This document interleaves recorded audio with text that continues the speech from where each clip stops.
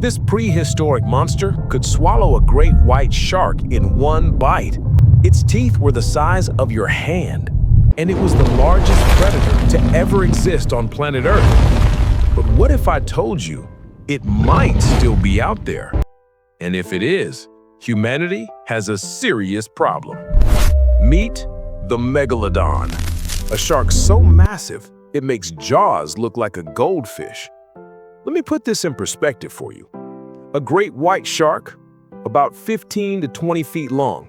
Impressive, right? Wrong. Megalodon was 50 to 60 feet long. That's longer than a bowling lane. It weighed up to 60 tons. That's heavier than 10 elephants combined.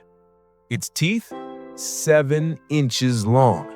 These weren't just teeth, they were daggers, and it had 276 of them arranged in 5 rows.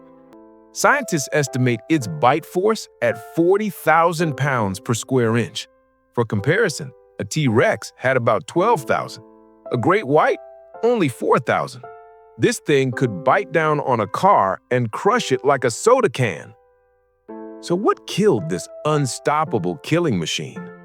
Well, about 3.6 million years ago, the oceans changed dramatically. The Earth entered an ice age. Ocean temperatures dropped, sea levels fell. And here's the critical part. Megalodon's favorite food started disappearing. Megalodons primarily hunted whales, but as the oceans cooled, whales migrated to polar regions where the water was rich with food. Megalodon, being cold-blooded like modern sharks, couldn't follow them into these freezing waters. No food source equals no Megalodon. Over thousands of years, they starved to extinction. Or did they? Mariana Trench graphics, deep ocean footage. Here's the thing that keeps marine biologists up at night. We've only explored 5% of the ocean. 5%! The Mariana Trench goes down 36,000 feet. That's deeper than Mount Everest is tall. And we have no idea what's down there. We keep discovering new species all the time. Giant squids that were thought to be myths. We found them in 2004. Megamouth sharks, discovered in 1976. And here's where it gets interesting. In 2013, a film crew captured footage of a shark estimated at 60 feet long near South Africa. In 1918, fishermen in Australia reported seeing a shark as long as the wharf. That's over 100 feet. Now, most scientists say these are misidentifications or exaggerations, but the question remains, could a population of megalodons have survived in the deep ocean where we've never looked? Okay, let's play this out. What if Megalodon never went extinct? What if a population survived deep underwater and they're still out there right now? First, whale populations would be decimated. Every year, whales migrate along predictable routes. Megalodons would be waiting. A single megalodon could take down a full-grown blue whale, the largest animal on Earth. The oceans would become graveyards. Second, international shipping would be in chaos. 90% of world trade happens by sea. Container ships, oil tankers, cruise liners, all following the same routes. Now imagine a 60-foot shark ramming a boat at 25 miles per hour. That's not a shark attack, that's a torpedo strike. Small vessels? Gone. Even large ships would sustain critical damage. Third, forget beach vacations. Popular spots like Hawaii, Australia, Florida, closed permanently. Megalodons could hunt in shallow water as long as it's deep enough to fit them. That means anywhere with 60+ feet of water depth becomes a no-go zone. But here's the real nightmare. Megalodon wouldn't just hunt whales. They'd hunt anything large enough to satisfy their appetite. Dolphins, seals, large fish, even great white sharks would become prey. The entire marine food chain would reorganize with Megalodon at the absolute top. This would trigger a cascade effect. Fewer whales means less whale fall nutrition to the ocean floor. Fewer large predators means prey populations explode, then crash. The ocean as we know it would be completely different. So the big question? Could we coexist with Megalodon? Militaries worldwide would go into high alert.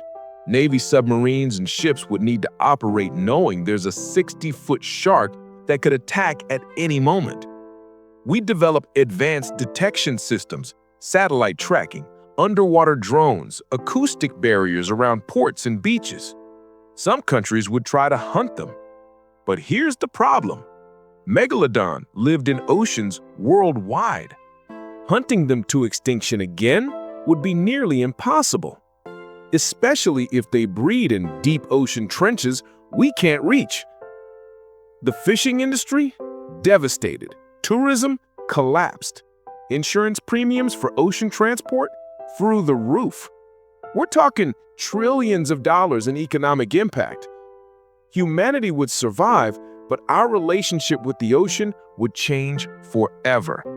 We'd go from being the dominant species on Earth to being afraid of 70% of our planet. Now, let's talk about why scientists say Megalodon is definitely extinct. First, the fossil record. Megalodon teeth are found in rocks up to 3.6 million years old. Then they stop. Completely. No teeth from 3 million years ago, 2 million years ago, or yesterday. And sharks lose teeth constantly. They go through thousands in a lifetime. If megalodons were alive, we'd find fresh teeth washing up on beaches.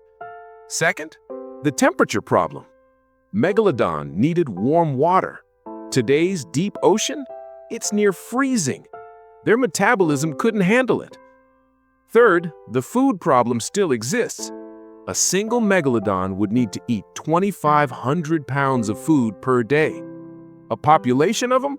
They'd need huge prey populations that we definitely notice. But believers argue, what if they adapted? What if they evolved to handle cold water? What if they survive on deep-sea giant squids we've barely documented? They point to unexplained sonar readings, alleged photographs, and eyewitness accounts from experienced sailors who swear they've seen something massive. In 2012, James Cameron descended to the deepest part of the ocean, Challenger Deep in the Mariana Trench. You know what he found? Not Megalodon, but he did find life. Shrimp, sea cucumbers, microbes thriving in complete darkness under crushing pressure. The deep ocean is alien.